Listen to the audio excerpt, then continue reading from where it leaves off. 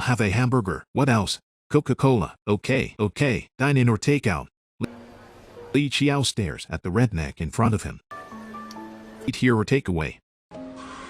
Eat here. Been in Hong Kong for so long, this is the first time Xiaojuan has had a burger. But he doesn't just want to spend money, he also wants to apply for a job as a waiter here. But he doesn't speak Cantonese or English. He worked here for a day, but no one paid any attention to him. So he asks Li Qiao, who hates him, to do him a favor. But Li Qiao has a plan and tricks Xiaojun into taking English lessons. The Guangzhou girl wants to take advantage of her compatriots. What compatriot? He's a peasant from the north. He can't speak Mandarin. Then she looked satisfied with her performance. The naive Xiaojuan didn't realize he was fooled. On the contrary, he marveled at Li Qiao's BB machine. You're awesome. BB machine. Seeing Xiaojun's foolishness, Li Qiao stopped caring about him and left. Since then, Xiaojun came here every day to learn English. Li Qiao worked part-time here and took classes. After class, Li Qiao rushes to her next part-time job. Xiaojun said he could drive her. Li Qiao excitedly pulled Xiaojuan and headed out, but she didn't expect to get on a bicycle. The two chatted as they rode. Suddenly, Teresa Tung's Sweet Honey was playing on the street.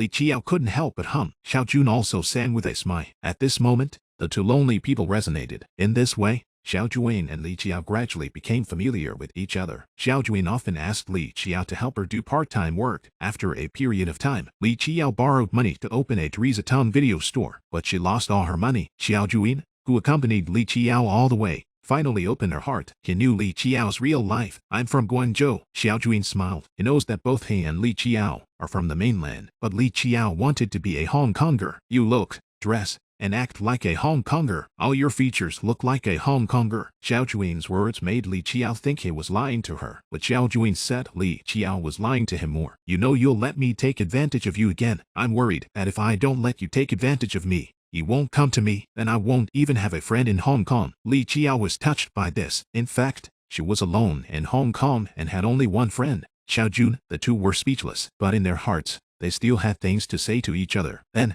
they went to Xiaojuan's house to have dumplings. After eating, the two of them washed the dishes together. Xiaojuan took out a towel and helped Li Qiao wipe her hands. The atmosphere between the two was ambiguous and awkward. Despite their best efforts to restrain their surging feelings, they finally broke the boundaries of friendship. Unexpectedly, the next day, Xiaojuan said to another woman, I love you. This is his girlfriend Xiaoting from the mainland. Xiaojuan came to Hong Kong to work, so that he could earn money to marry her. But his time with Li Qiao made Xiaojuan's heart waver. He comes to McDonald's to find out what Li Qiao thinks. In fact, Li Qiao knows Xiaojun has a girlfriend. She didn't want to make things difficult for Xiaojuan. She pretended not to care and explained what happened last night one by one. Finally, Li Qiao said to Xiaojun, long live friendship, but feelings can't be controlled. And the two grew closer. They lived like a couple. That day, Xiaojuan took Li Qiao to a jewelry store. He wanted to buy her a bracelet. When checking out, he asked the waiter to take two bracelets. Li Qiao ate and looked at him expressionlessly. Xiaojun explained truthfully, one for Xiaoting and one for you. After leaving the jewelry store,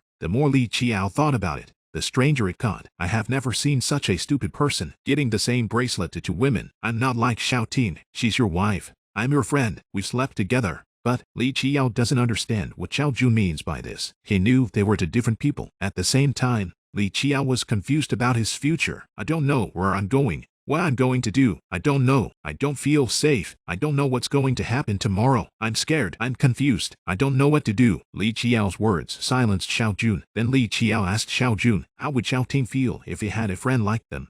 Xiaojun hesitated and said that he would be unhappy, which made Li Qiao realize, comrade Li Xiaojuan, I didn't come to Hong Kong for you. You didn't come to Hong Kong for me. Li Qiao hoped to get a firm choice from Xiaojuan, but Xiaojuan lowered his head and did not say a word. In the end, Li Qiao walked away disappointed, leaving Xiaojun standing alone. This is an absurd wedding photo. Everyone in the photo has their own agenda, but no one poked at it, letting the harmony stay on the surface. The worst part is that Xiaojuan finally got married. The bride is not Li Qiao, but his beloved Xiaoting. At the wedding, Xiaojuan looked at Li Qiao. It was like a lifetime ago, and he was about to exchange pleasantries with her. He didn't expect a short and ugly man to embrace her. Xiaojun didn't know what to say. In fact, this unimpressive man was a triad boss. Li Qiao met him when she was working as a masseuse. When she saw Brother Bao's hostile words, She didn't show any fear. This arouses Brother Panther's curiosity. Li Qiao said she was not afraid of anything but rats. The next time Brother Panther came to see Li Qiao, he tattooed a Mickey Mouse on his back, instantly destroying the mobster's aura. Li Qiao can help but smile,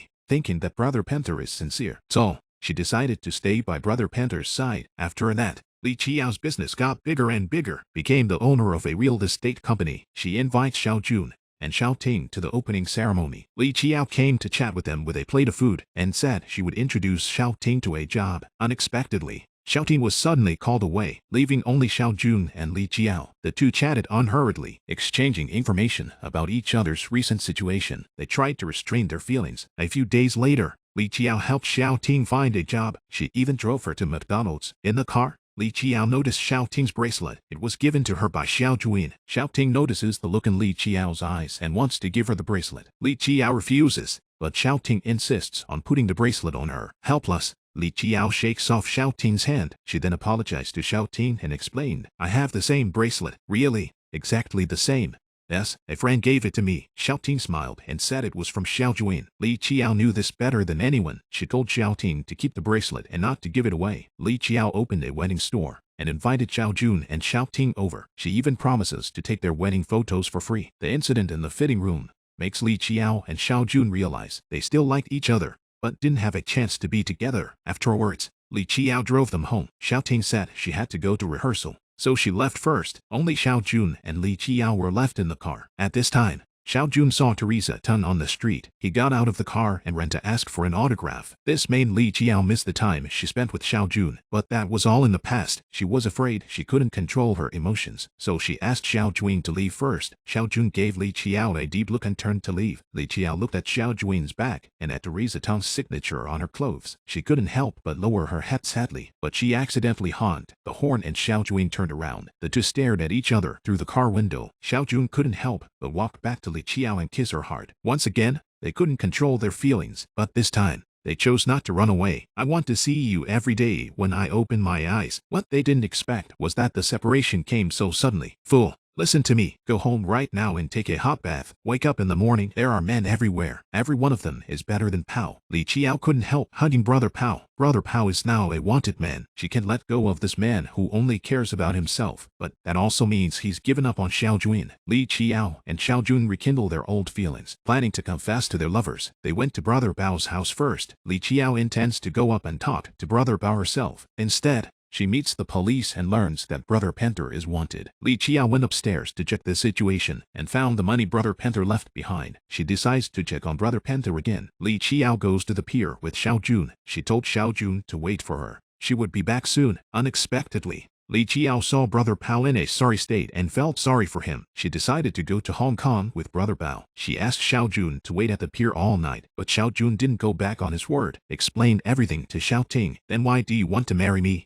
"It's my dream." Xiaojun knew he had wronged Xiaoting, so he left home and came to America to work. "I didn't realize that Li Qiao and Pao also came to the U.S. They wandered around, trying to find a place to settle down. One day, they went out shopping. Li Qiao wanted to go to a laundromat and asked Pao to wait for her outside, but a group of young men came to rob it. Pao was shot and killed, but Li Qiao didn't realize it. After coming out of the laundromat, she looks around for Brother Pao. She sees him collapsed in a pool of blood. Li Qiao comes to the police station to identify the body. Looking at Bao Bao's back, she feels sad.